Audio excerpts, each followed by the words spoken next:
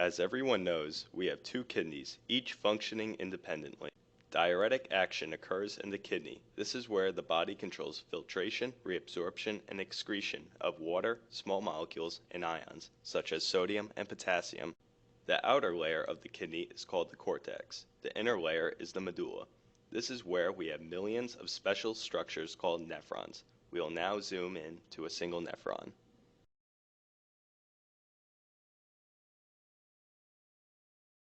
The nephron is a tubular structure similar to a porous pipe or hose.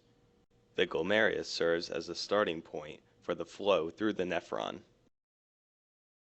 First, the blood enters the glomerulus through the afferent arteriole. The blood exits the glomerulus through the efferent arteriole.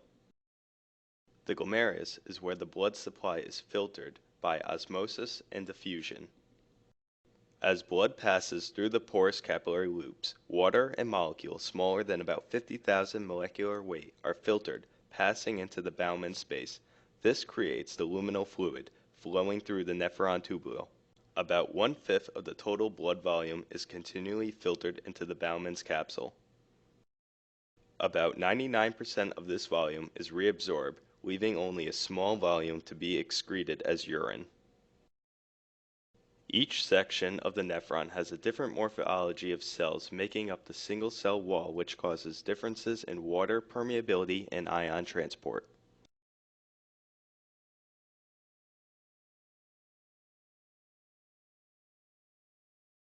The first section of the nephron is called the proximal convoluted tubule. The proximal convoluted tubule is highly permeable, and about 65% of the filtered sodium and water leak out to be reabsorbed into the nearby capillaries. Old diuretics called carbonic anhydrase inhibitors mostly act on this portion of the nephron. The proximal convoluted tubule leads into the loop of Henle, which has a thin descending limb and a thin and thick ascending limb. The thick ascending limb normally reabsorbs about 25% of the filtered sodium, but does not allow water to reabsorb. The loop diuretics act here by blocking sodium-potassium chloride ion cotransporters on the luminal membrane. The next section is called the distal convoluted tubule. This section does not allow water to reabsorb, but reabsorbs sodium through the sodium chloride ion cotransporters. The thiazide diuretics act here on this transporter.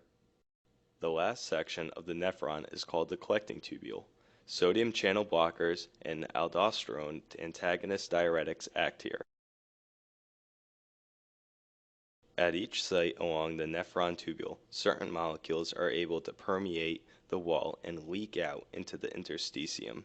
These molecules will be reabsorbed into the paratubular capillary and be returned to the systemic blood supply. Now, we will zoom inside the tubule and then show the molecular details of reabsorption.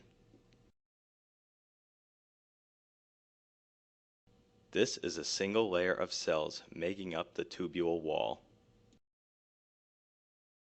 Ions and water molecules flow through the tubule.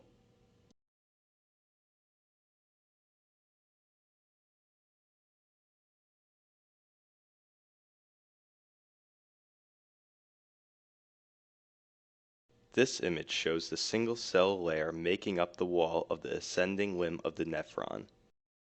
This sodium reabsorption is driven by the sodium-potassium ATPase transporter on the antiluminal membrane.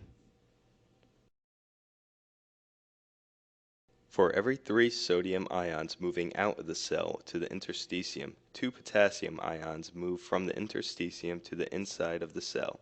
This causes a deficit of the sodium within the cell.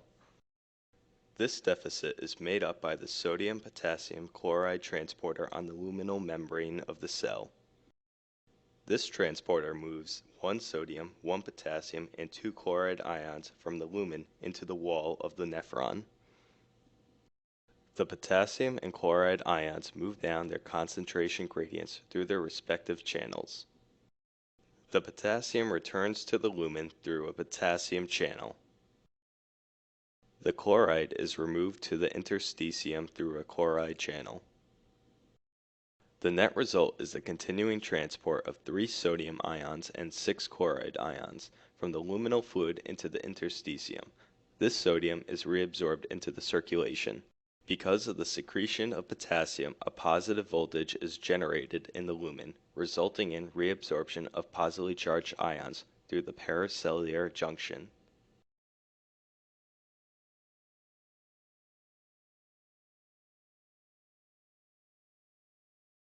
When the sodium-potassium chloride transporter is blocked by the loop diuretics, the sodium-potassium exchange begins. But the sodium deficit cannot be replaced by the sodium from the lumen. This blocks the overall reabsorption of sodium from this site in the nephron. The net result is greater excretion of sodium, chloride, potassium, calcium, and magnesium in the presence of the loop diuretics. The next site for diuretic action is the distal convoluted tubule. This is where the thiazide-diuretics act. The transporters present in the distal convoluted tubule are slightly different than those described in the ascending limb. In the distal convoluted tubule, the sodium chloride cotransporter replaces the sodium deficit caused by the sodium-potassium ATPase. The chloride is reabsorbed through chloride channels, and the potassium returns to the interstitium through a potassium channel. This sequence results in overall sodium and chloride reabsorption. However, the thiazide diuretics bind at the chloride binding site and block the sodium chloride cotransporter. This blocks sodium and chloride reabsorption, resulting in net excretion of sodium and chloride.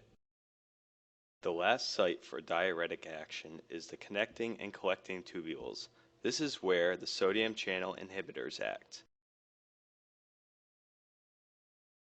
Again, the transporters present in the collecting tubule are slightly different than at the other sites of the nephron. At this site, the same sodium-potassium exchange occurs on the antiluminal membrane. However, the sodium is replaced at this site through the sodium channels on the luminal membrane, and potassium excretion is completed by transport through potassium channels on the luminal membrane. This continuing exchange results in overall sodium reabsorption and potassium excretion.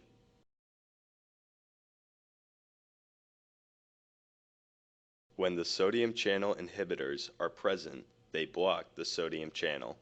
This prevents the continual reabsorption of sodium and also prevents the overall excretion of potassium. This is why sodium channel inhibitors are called potassium sparing. Thus, all of the diuretic agents described directly decrease the reabsorption of sodium by blocking specific ion transporters in the various segments of the nephron tubule. This indirectly affects reabsorption and excretion of water and other ions, as described for each type of diuretic.